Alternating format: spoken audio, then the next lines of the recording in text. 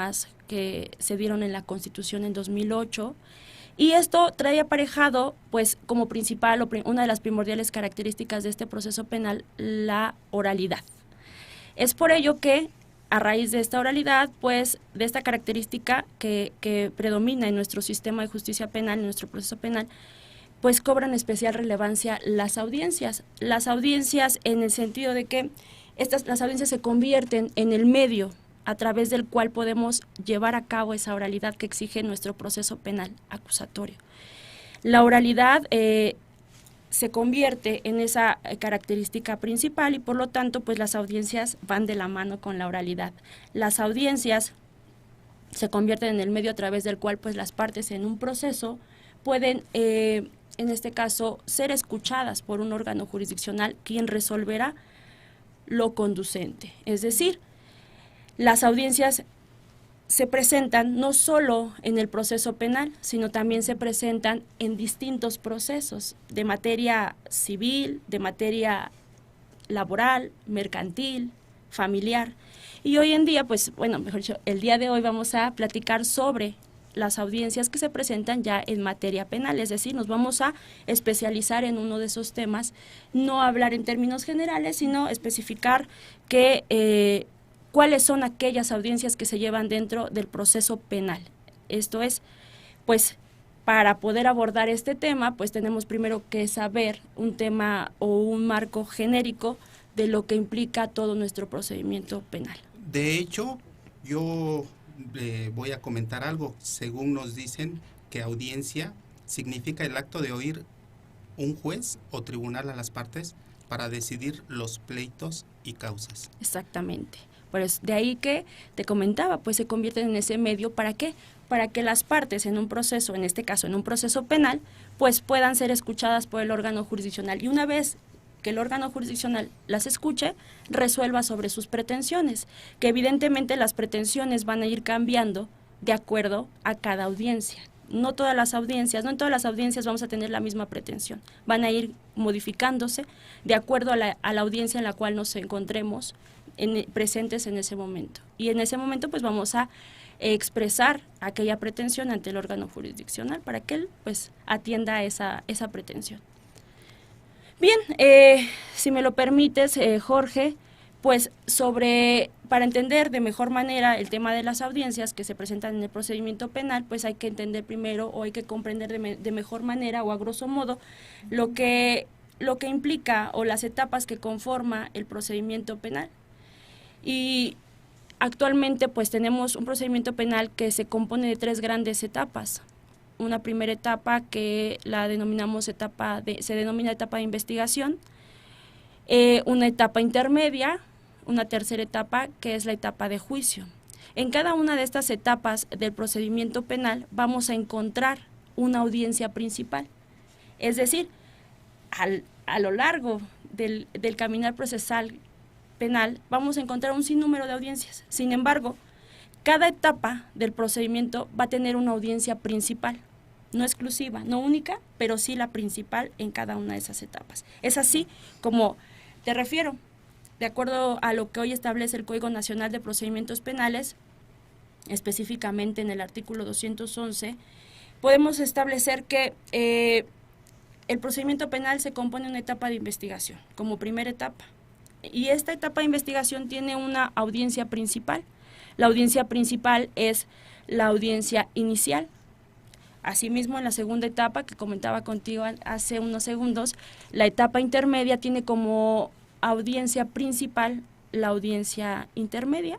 Y, por último, la etapa de juicio, cuya audiencia principal es la audiencia de juicio o la audiencia de debate. Si me lo permites, pues vamos a platicar de manera, a grosso modo, de manera muy somera, qué implica cada una de estas etapas, qué implica cada una de estas audiencias y de esa manera pues tener o poder aportarles a nuestros radioescuchas consejos importantes para su desarrollo profesional o bien para su desarrollo en cada una de estas audiencias y en términos generales para poder comprender y tener un mejor entendimiento de todo lo que implica nuestro procedimiento penal. Claro que sí, maestra. De hecho, aquí hay una característica que es relevante. El hecho es de que cómo llegamos a esa audiencia inicial de la cual hace referencia, y que tenemos dos supuestos, cuando existe detenido y cuando no existe detenido. Si gusta partir de ahí para que nos ilustre. Claro que sí. Pues comencemos entonces platicando que esta etapa de investigación, la primera etapa que se da durante el proceso penal, pues tiene dos fases, una fase inicial y una fase complementaria. Y en términos generales, la etapa de investigación tiene como objetivo, o bien el Ministerio Público en esta etapa de investigación tiene como objetivo principal el allegarse de medios de convicción que le permitan a él establecer la existencia de un hecho con apariencia de delito, así como también lograr establecer la probabilidad de una persona que comete ese hecho con apariencia de delito.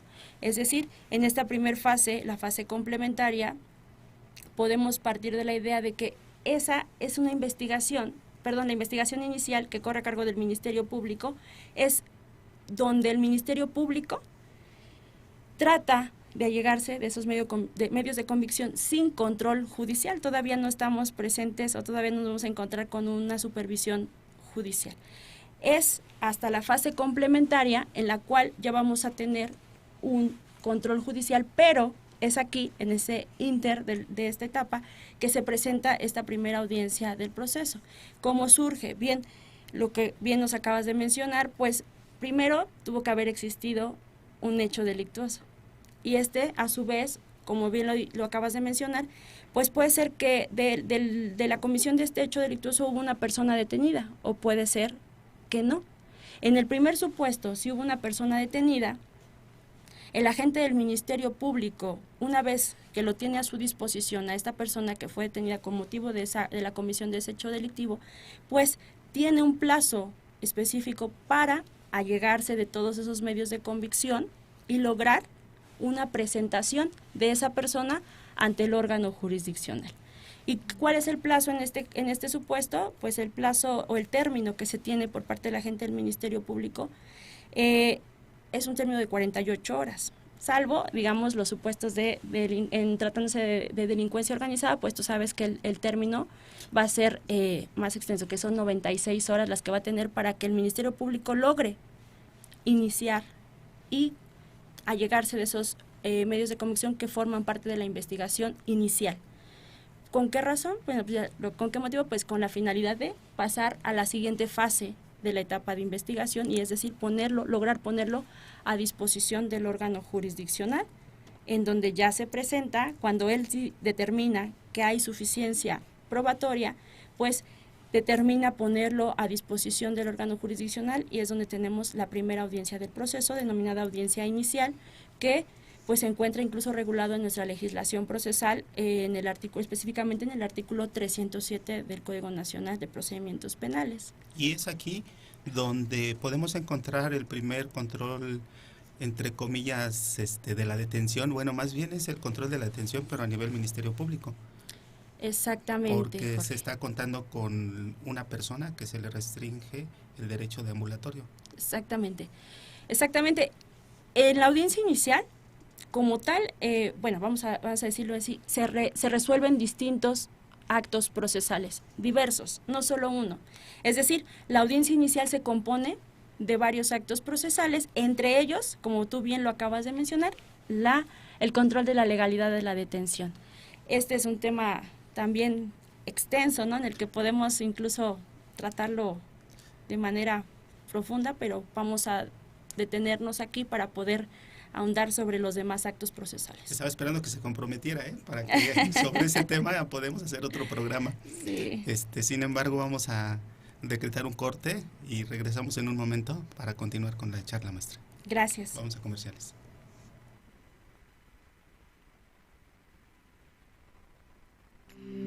Estás escuchando El Derecho al Acceso de Todos, consejos prácticos para la litigación y solución de problemas. Ya volvemos. Si te interesa conocer las noticias de actualidad con una mirada analítica, 1111 te ofrece lo mejor para que estés bien informado. No te pierdas los debates de 1111, todos los lunes a las 11:11 de la mañana. Existe una raza distinta de hombres y mujeres. Una raza que no se rinde, que no descansa, que se autoexige, seres con coraje, que no tienen miedo a equivocarse. Quizás se cansen, Quizás sientan que ya no pueden más y que es mejor rendirse, pero no lo van a hacer. porque somos una raza distinta. Facultad Judicial de Derecho Tributario. La técnica y ciencia jurídica al servicio de la humanidad. Mis papás siempre me impulsaron a superarme, a alcanzar mis sueños, y que para alcanzarlos tendría que ser el mejor. Y lo logré.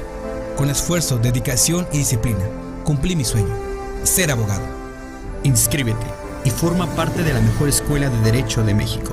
Facultad Judicial de Derecho Tributario. La técnica y ciencia jurídica al servicio de la humanidad.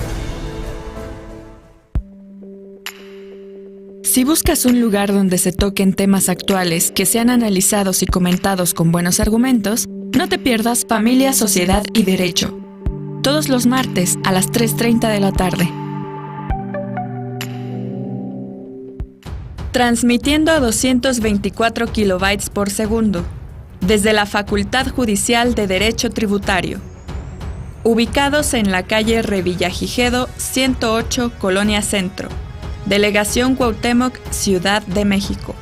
Encuéntranos en www.facultadjudicial.edu.mx. FJDT. Radio Lex. La justicia en la radio. Estás escuchando. Desde el primer día te han empujado. Te han enseñado el camino. Te han impulsado a valerte por ti mismo. Te han inculcado valores. Pero cuando creces, todo padre quiere que el hijo supere al maestro. Ahora es nuestro turno de empujar tus sueños. Inscríbete. Facultad Judicial de Derecho Tributario. La técnica y ciencia jurídica al servicio de la humanidad.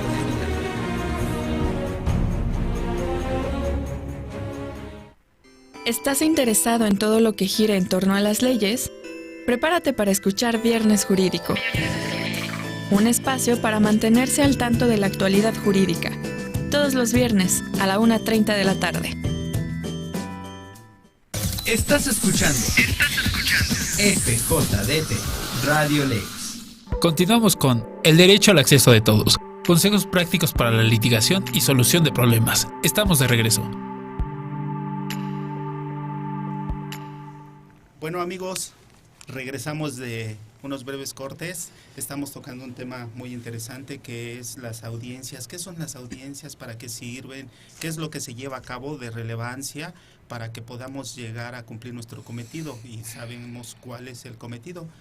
Cada audiencia tiene un punto medular al cual hay que llegar, pero hay que llegar, de hecho, aquí es donde debemos de estar formalizando ya nuestra teoría del caso para poder tener éxito e impacto o repercusión según lo que pretendamos. Entonces, habíamos comentado también en programas anteriores lo que es el tipo de defensa que vayamos a presentar como defensores. Sin embargo, vamos a darle pauta y espacio a la maestra para que nos hable o nos continúe hablando al respecto de la audiencia. Yo considero que nos va a hablar de la audiencia inicial o lo que ella considere que es más importante. Maestra, adelante, por favor. Sí, Jorge, gracias. Bien, recapitulando aquí todo lo que habíamos dicho antes del corte comercial, pues estábamos en la primera audiencia que se presenta en el proceso penal, y la primera audiencia, dijimos, es la audiencia inicial. Llamada también audiencia combo, ¿verdad?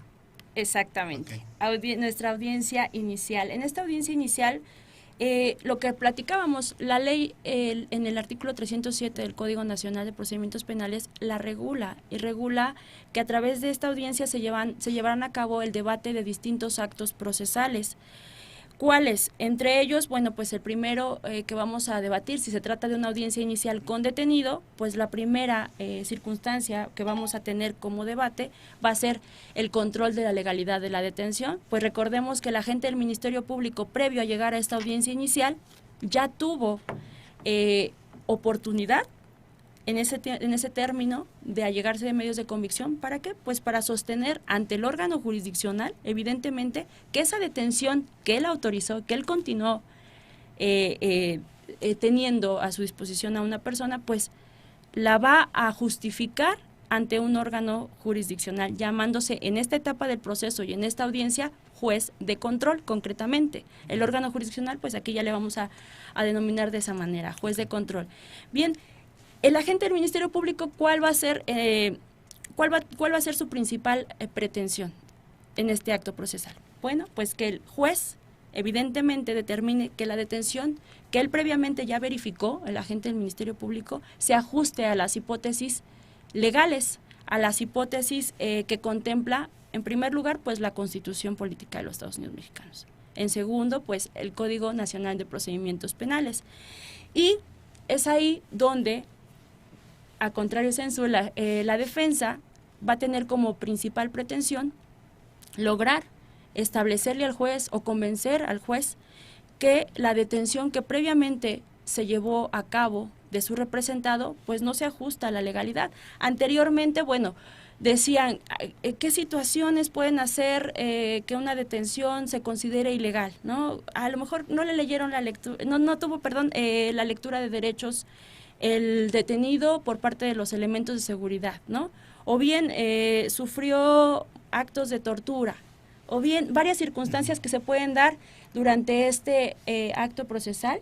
Sin embargo, no todas estas circunstancias dan como tal, como origen una detención ilegal. Es decir, básicamente la propia Suprema Corte de Justicia de la Nación actualmente ya se ha decantado o ha establecido que para que una detención sea ilegal, pues básicamente tiene que faltar alguno de los requisitos que contempla las hipótesis legales. Dijimos en caso concreto, pues el artículo 16 constitucional y el artículo 146 tratándose de flagrancia, de los dos supuestos, porque tenemos dos supuestos de detención, ¿no? Para detener a una persona y que esa detención sea legal. Tenemos dos, que es la flagrancia y el caso urgente.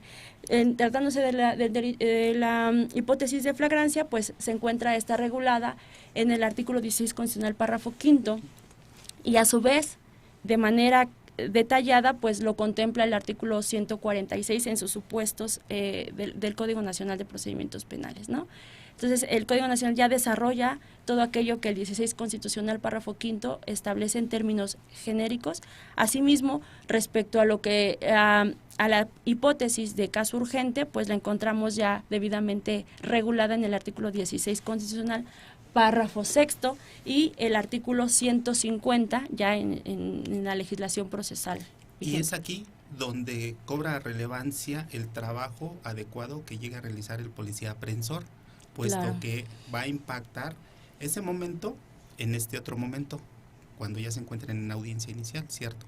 Exactamente. Es aquí donde sí tienen cierto impacto las actuaciones policiales y la actuación también del Ministerio Público. Tiene impacto, sin embargo, te digo, o sea, básicamente la Suprema Corte ya ha dicho, si se realizaron actos de tortura, eso no, en ese acto procesal no va a tener como consecuencia inmediata una libertad del detenido. ¿Por qué razón?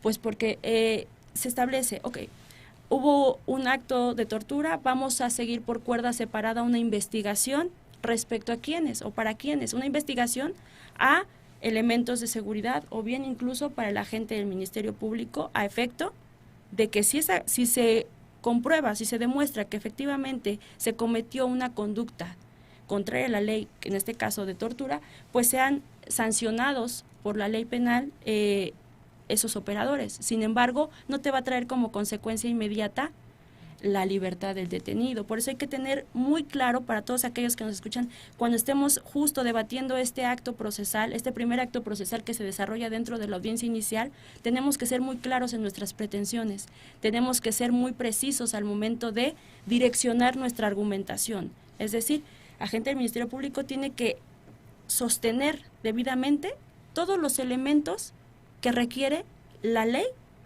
en el supuesto que está llevando a la persona detenida. Es decir, si dijo que es una detención en flagrancia, pues reunir todos aquellos requisitos que la ley contempla como flagrancia o el supuesto específico y ser muy claro en esa argumentación tendiente a acreditarla.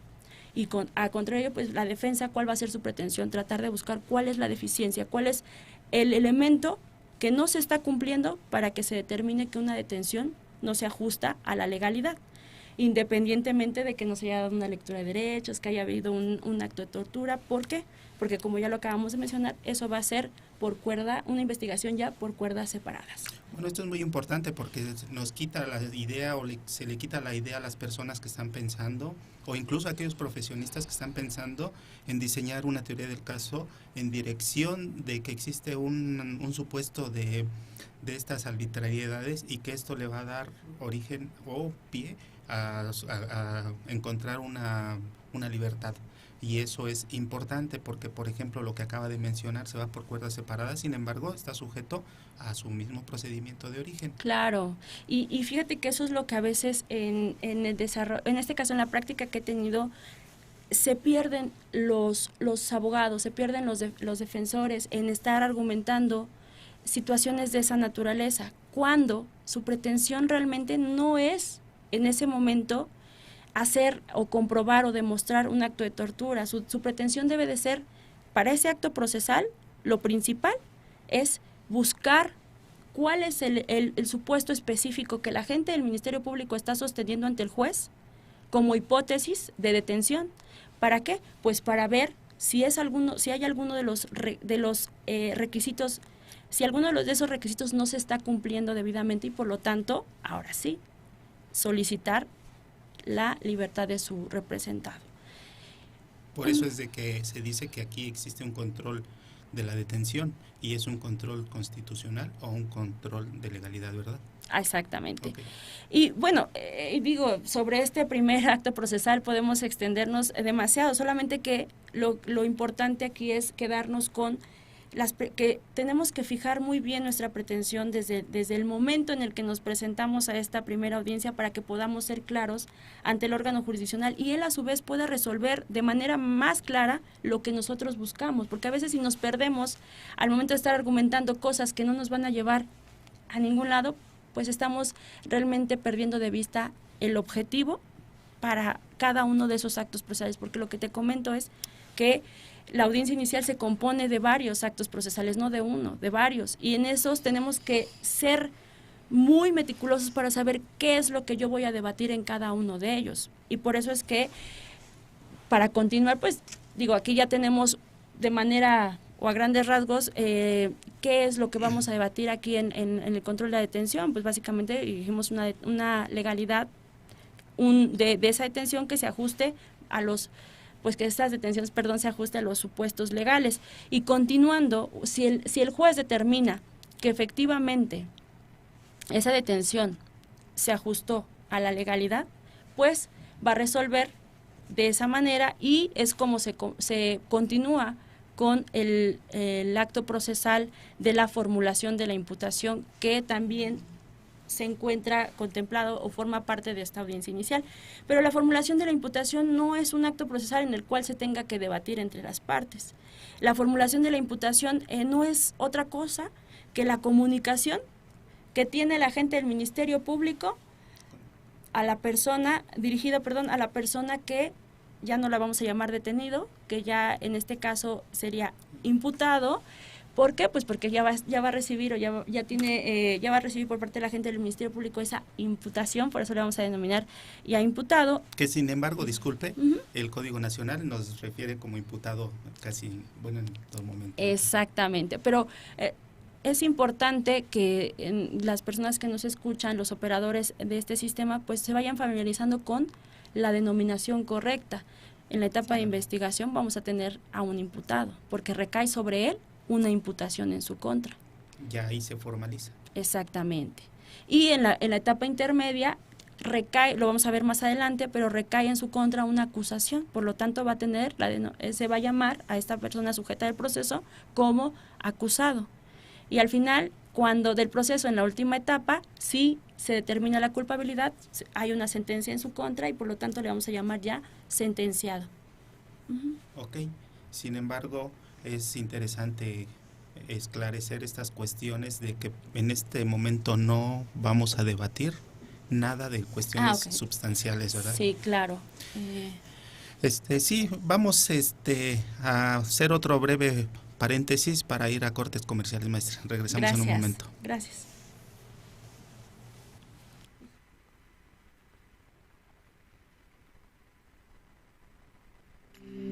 Estás escuchando El Derecho al Acceso de Todos. Consejos prácticos para la litigación y solución de problemas. Ya volvemos.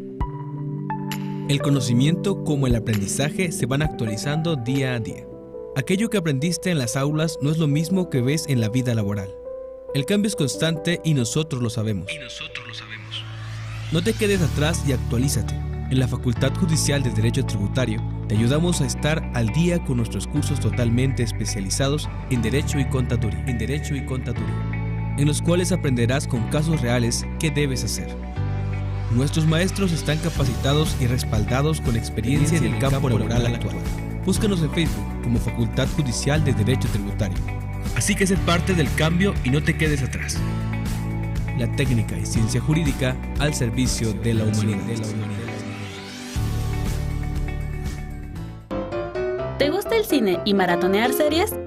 Cineautopsias Radio es para ti. Escúchanos todos los martes en punto de las 9:30 de la mañana a través de Radio Lex. Encuéntranos en redes sociales como Cineautopsias. Síguenos, escúchanos y comparte tu pasión por el cine.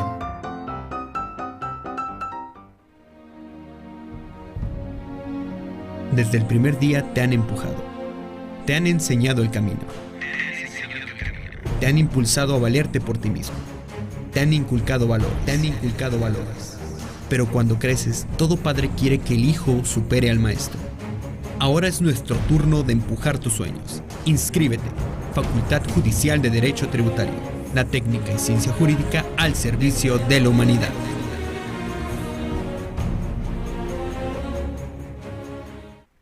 ¿Estás interesado en todo lo que gira en torno a las leyes? Prepárate para escuchar Viernes Jurídico. Un espacio para mantenerse al tanto de la actualidad jurídica. Todos los viernes a la 1:30 de la tarde. Mis papás siempre me impulsaron a superarme, a alcanzar mis sueños, y que para alcanzarlos tendría que ser el mejor. Y lo logré. Con esfuerzo, dedicación y disciplina, cumplí mi sueño, ser contador. Inscríbete y forma parte de la mejor escuela de contaduría de México. Facultad Judicial de Derecho Tributario. La técnica y ciencia jurídica al servicio de la humanidad. Si buscas música fuera de lo convencional, no te pierdas Sonido Libre. Todos los viernes a las 11:30 de la mañana. Transmitiendo a 224 kilobytes por segundo. Desde la Facultad Judicial de Derecho Tributario. Ubicados en la calle Revillagigedo 108, Colonia Centro. Delegación Cuauhtémoc, Ciudad de México. Encuéntranos en www.facultadjudicial.edu.mx. FJDT. Radio Lex. La justicia en la radio. FJDT Radio Lex. La justicia en la radio. Continuamos con El Derecho al Acceso de Todos. Consejos prácticos para la litigación y solución de problemas. Estamos de regreso. Bueno, regresamos. Vamos a solicitar el apoyo de la maestra Nancy para que nos lea algunos comentarios que están enviándonos a través de Facebook, por favor. Claro que sí, maestro.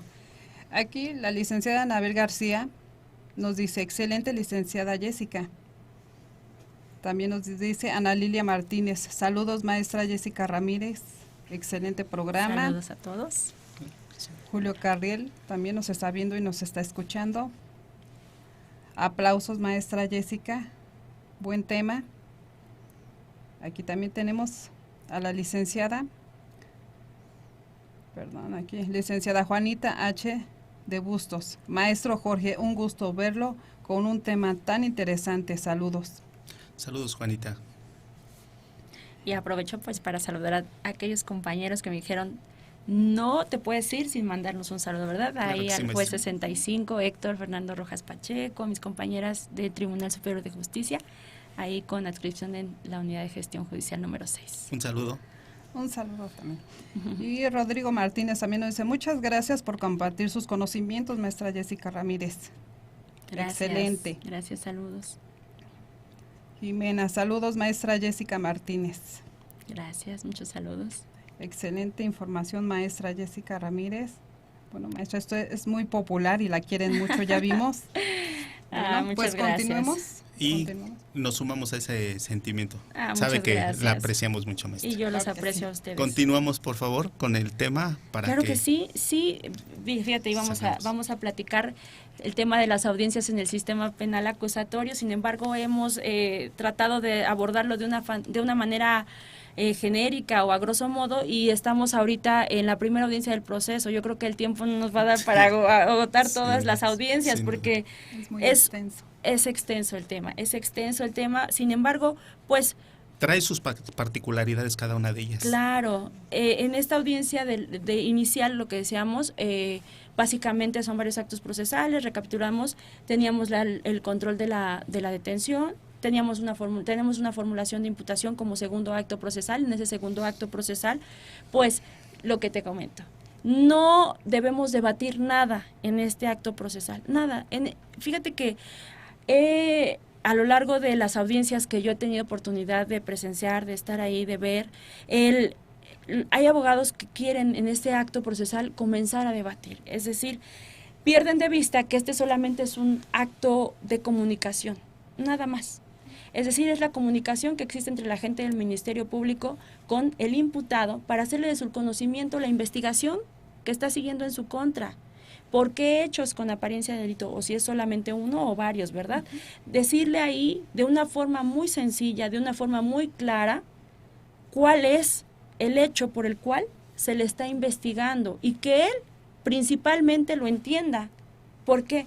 Porque a lo mejor ahí dentro de la audiencia vamos a tener a partes técnicas, a estudiosos del derecho, a técnicos del derecho. Sin embargo, lo importante aquí no es que lo entiendan ellos, sino que lo entienda el imputado, porque esa comunicación va dirigida a él, únicamente a él. Si él entiende esa imputación y su contenido, que conforme al artículo 311 viene todo aquel contenido que debe de tener esa formulación de imputación y que el Ministerio Público debe de cumplir con ese contenido, bueno, si el agente del Ministerio Público lo comunica al imputado y él lo entiende, pues entonces ahora sí, ya podremos pasar al siguiente acto procesal. Sin embargo, debemos de tener aquí como un tip o como un consejo importante para los radioescuchas es: no voy a debatir nada, solamente tenemos que poner especial atención en esa formulación de imputación, en esa clasificación jurídica que hace la agente del Ministerio Público, porque esa clasificación jurídica, ese hecho concreto que nos está narrando en esa formulación de la imputación,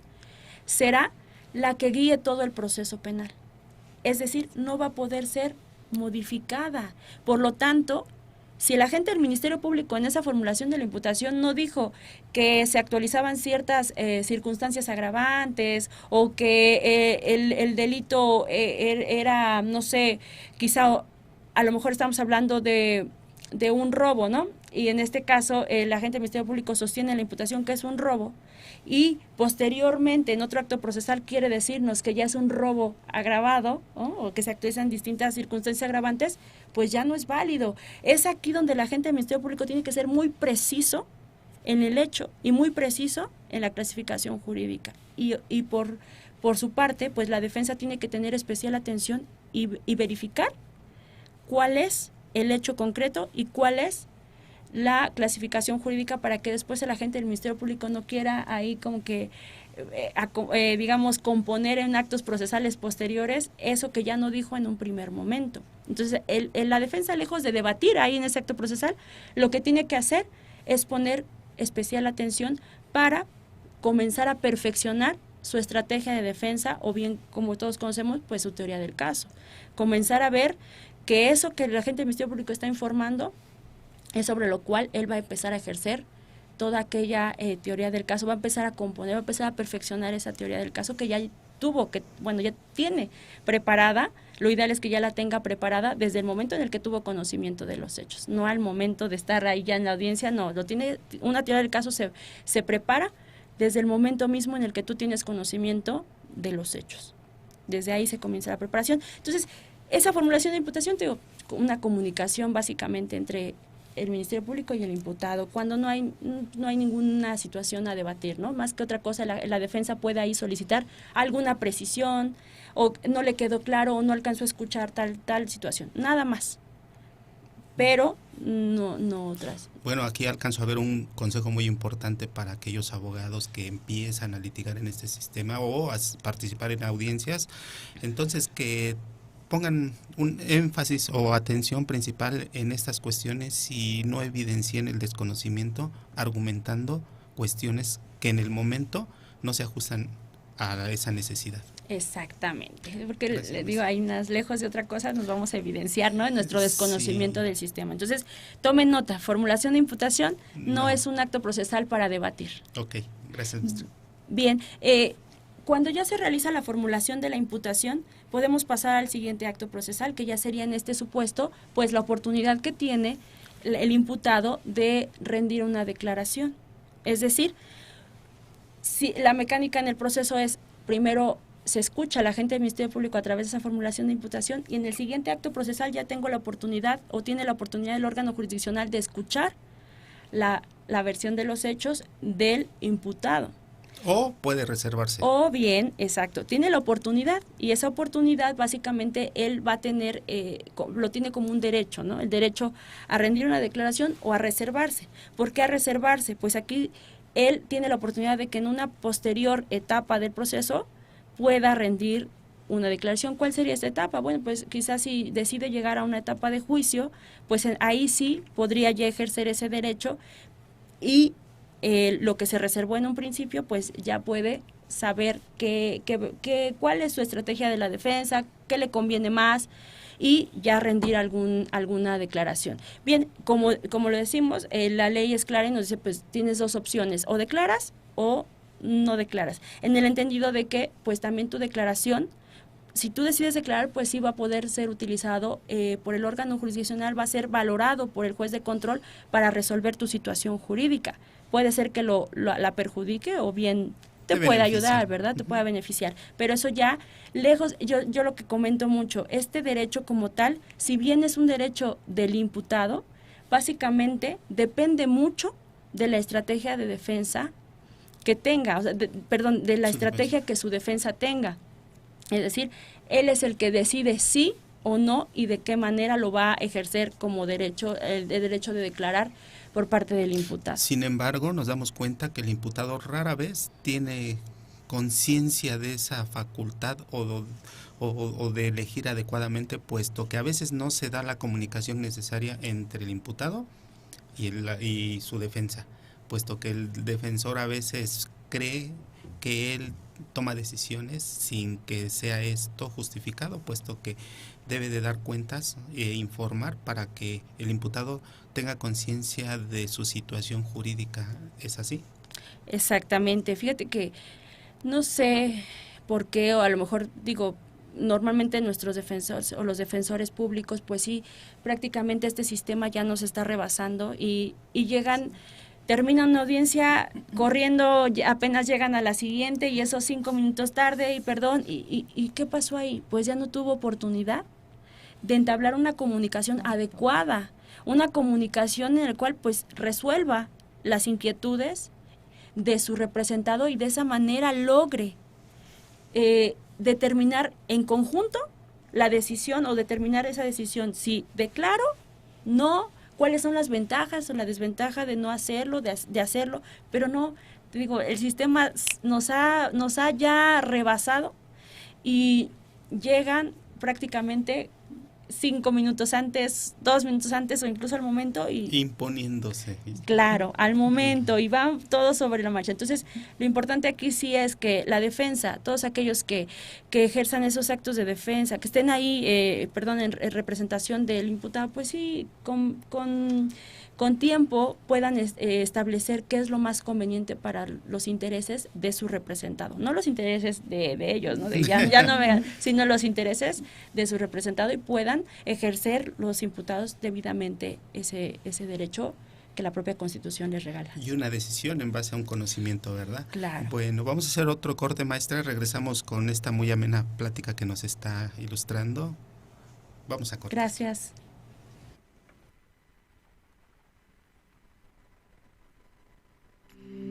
Estás escuchando El Derecho al Acceso de Todos. Consejos prácticos para la litigación y solución de problemas. Ya volvemos. El conocimiento como el aprendizaje se van actualizando día a día. Aquello que aprendiste en las aulas no es lo mismo que ves en la vida laboral. El cambio es constante y nosotros lo sabemos. No te quedes atrás y actualízate. En la Facultad Judicial de Derecho Tributario te ayudamos a estar al día con nuestros cursos totalmente especializados en Derecho y Contaduría, en los cuales aprenderás con casos reales qué debes hacer. Nuestros maestros están capacitados y respaldados con experiencia en el campo laboral actual. Búscanos en Facebook como Facultad Judicial de Derecho Tributario. Así que sé parte del cambio y no te quedes atrás. La técnica y ciencia jurídica al servicio de la humanidad. ¿Te gusta el cine y maratonear series? Cineautopsias Radio es para ti. Escúchanos todos los martes en punto de las 9:30 de la mañana a través de Radio Lex. Encuéntranos en redes sociales como Cineautopsias. Síguenos, escúchanos y comparte tu pasión por el cine.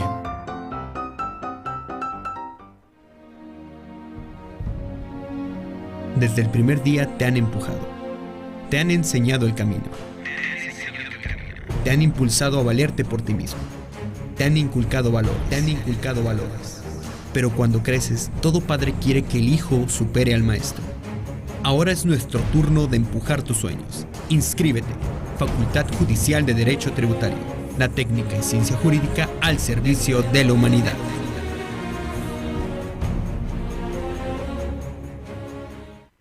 ¿Estás interesado en todo lo que gira en torno a las leyes? Prepárate para escuchar Viernes Jurídico.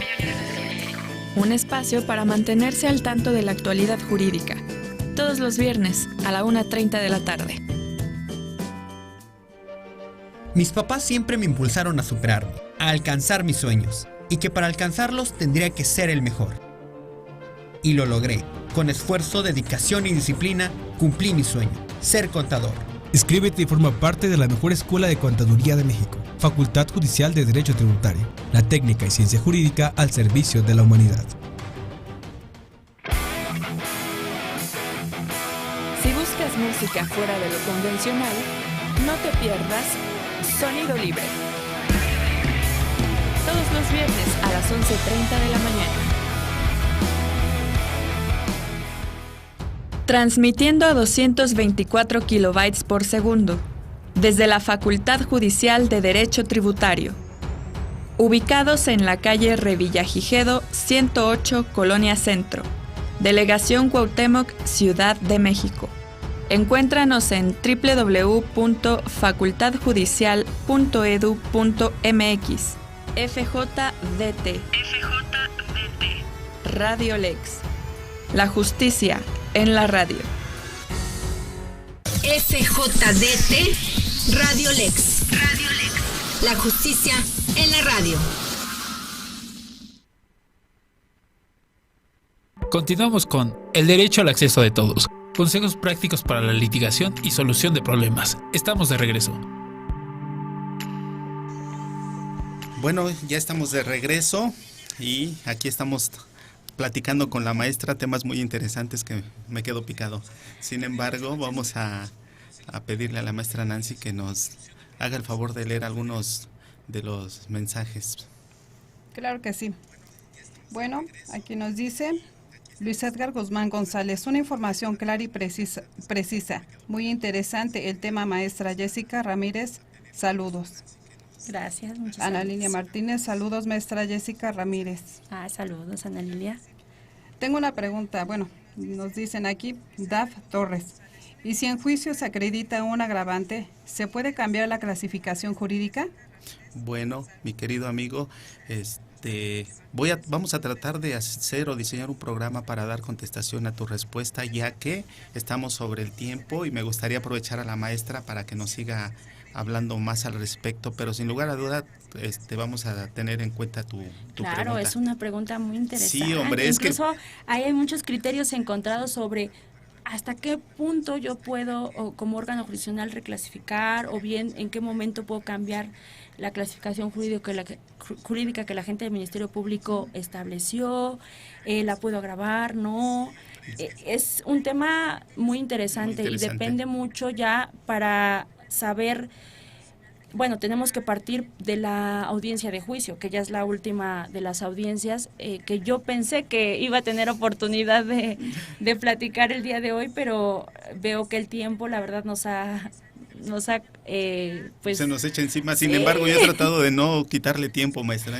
Pero fíjate que el tiempo en radio es muy diferente al tiempo que tenemos en aula de clases. Sí. Por cierto, un saludo a todos mis alumnos y amigos y familiares que están ahí escuchando, atentos el día de hoy. De hecho, yo considero que las redes están un poco activas porque usted causa impacto y es Muchas gracias. Muy querida maestra. Yo también los aprecio demasiado también. Vamos a seguir Fíjate que ya vamos a terminar, a grosso modo la audiencia inicial, pues en uno de los actos, creo yo, más importantes de esta audiencia, porque la vinculación a proceso, ya cuando dimos previamente la oportunidad, cuando se dio la oportunidad previa al imputado de rendir una declaración, ya decidió si sí o si no y de qué manera, pasamos a ese acto procesal de la vinculación a proceso. Y la vinculación a proceso, en este supuesto, el agente del Ministerio Público va a tener como pretensión el tener suficiencia probatoria, es decir, demostrarle al órgano jurisdiccional, al juez de control, que los datos de prueba con los que cuenta son suficientes para demostrar dos cosas. La primera de ellas, ahora sí, un hecho con apariencia de delito y esa probabilidad de que la persona en calidad de imputado pues cometió ese hecho con apariencia de delito. Por lo tanto, esa es la pretensión principal del agente del Ministerio Público y la defensa, pues tratar de desvirtuar ya sea el delito en alguno de sus elementos, una causa de tipicidad, una ausencia de conducta, o bien argumentar la insuficiencia probatoria para demostrar la responsabilidad penal de su representado en ese delito. Es decir, no debato que exista un delito. ¿Cuál? Llámale homicidio, robo, secuestro, el que sea. Lo que yo voy a debatir como defensa en este segundo supuesto quizá es que efectivamente existe ese delito. Sin embargo, mi representado no lo cometió o no participó en su comisión. Por lo tanto, tenemos que ser muy claros en lo que vamos a argumentar en nuestra teoría del caso. Es ahí donde sí tenemos que tener especial atención en lo que le vamos a argumentar al órgano jurisdiccional. Entonces, y es ahí donde la teoría del delito va a empezar exactamente. A surgir. Okay. ¿Con qué finalidad? Básicamente, el auto de vinculación a procesos, si logra el agente del Ministerio Público demostrar su pretensión, pues va a tener como efecto inmediato el permitir que el agente del Ministerio Público continúe con esa investigación, continúe, como su nombre lo dice, con una investigación complementaria. ¿Por qué complementaria? Porque recordemos que el agente del Ministerio Público ya previamente realizó una investigación inicial, y si se le permite a través del auto de vinculación a proceso continuar con la investigación, pues entonces es cuando complementa ya la investigación que previamente había iniciado. Y aquí estamos hablando en el supuesto de que es con detenido, porque también se da el supuesto de que es indetenido. Y entonces es ahí donde si existe una investigación complementaria, ¿por qué el Ministerio Público muchas veces demora llegar con ese asunto o judicializar o llegar a la audiencia si dice, es que me faltan actos de investigación? Bueno, pero es que tienes otro momento. O sea, ahí entonces podríamos decir que no es justificado lo que el Ministerio Público argumenta. En cierta forma sí, tienes toda la razón.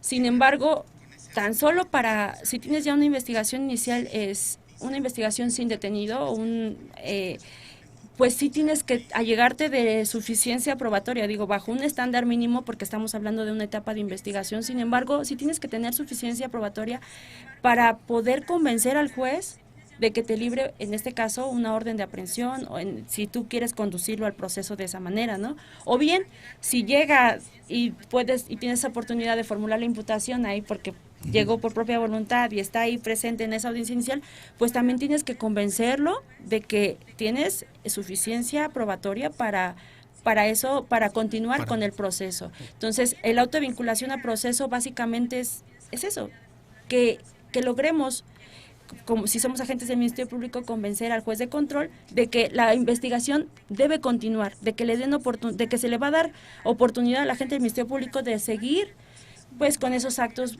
de molestia por parte o para lo que es el imputado, porque al final de cuentas pues va a tener que estar ser investigado y además, va a estar sujeto al proceso. ¿Sujeto al proceso cómo? Pues dependiendo de lo que se defina ya en la medida cautelar, ya sea que esté sujeto a proceso en libertad o que esté sujeto a proceso ya interno o privado de su libertad bajo una prisión preventiva, ya sea de naturaleza oficiosa o de naturaleza justificada.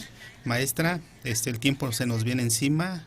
Le vamos a solicitar que si gusta recapitular, este es su momento. Pues sí, recapitulando, pues a raíz de que nuestro sistema tiene como característica principal la oralidad, pues dijimos que cobran especial relevancia las audiencias, y las audiencias son varias las que se presentan en el procedimiento penal, pero cada etapa del proceso tiene una audiencia principal.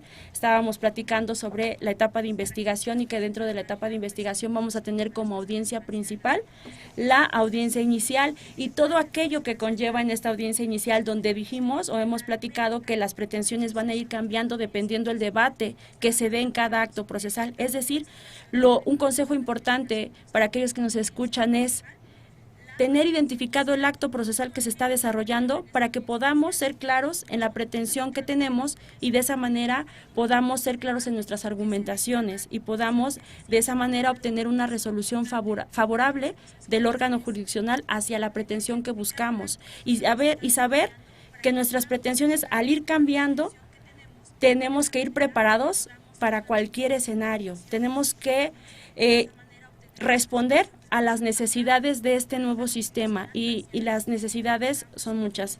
Prácticamente ir perfeccionando en todo momento esas habilidades, esas estrategias, necesita mayor preparación de todos los operadores, llámense ministerios públicos, llámense defensas, asesores jurídicos, jueces que también en este momento, en este proceso penal, ya tienen que ir resolviendo de manera inmediata. Trae sus ventajas, trae sus desventajas, sin embargo tenemos que atender a todas las exigencias que hoy en día pues tiene este proceso penal vigente en nuestro país. Gracias, maestra. Yo me quedo con la necesidad de capacitación. Claro. Y eso es un tema medular que claro. Se ha tocado a lo largo de la implementación, la consolidación y hasta la fecha. Vamos a escuchar algunos temas. Bueno, ya no nos da tiempo, nos tenemos que ir. Ya no pude ni siquiera decirte algo tan importante de la audiencia intermedia. Se queda abierta la puerta de este programa, maestra, para que guste. Y en este momento damos por finalizado este programa que es el derecho al acceso de todos, consejos prácticos para la litigación y solución de problemas. Agradecemos el patrocinio de esta Facultad Judicial de Derecho Tributario y le voy a hacer entrega de un reconocimiento, maestra. Muchas gracias. Y gracias. Para la cámara. Gracias a la Facultad Judicial de Derecho Tributario. Se despide su amigo, el maestro Jorge Mendoza. Saludos a todos. Gracias por escucharnos. Buenas noches. Hasta luego, maestra. Gracias, maestra Nancy. Gracias, Jorge. Gracias, maestra Jessica. Gracias a ti, maestro Jorge. Un gusto. Gracias. Gracias, hasta luego, amigos que nos ven en Facebook y quienes nos escuchan a través de Radio Lex. Gracias. Gracias, hasta luego.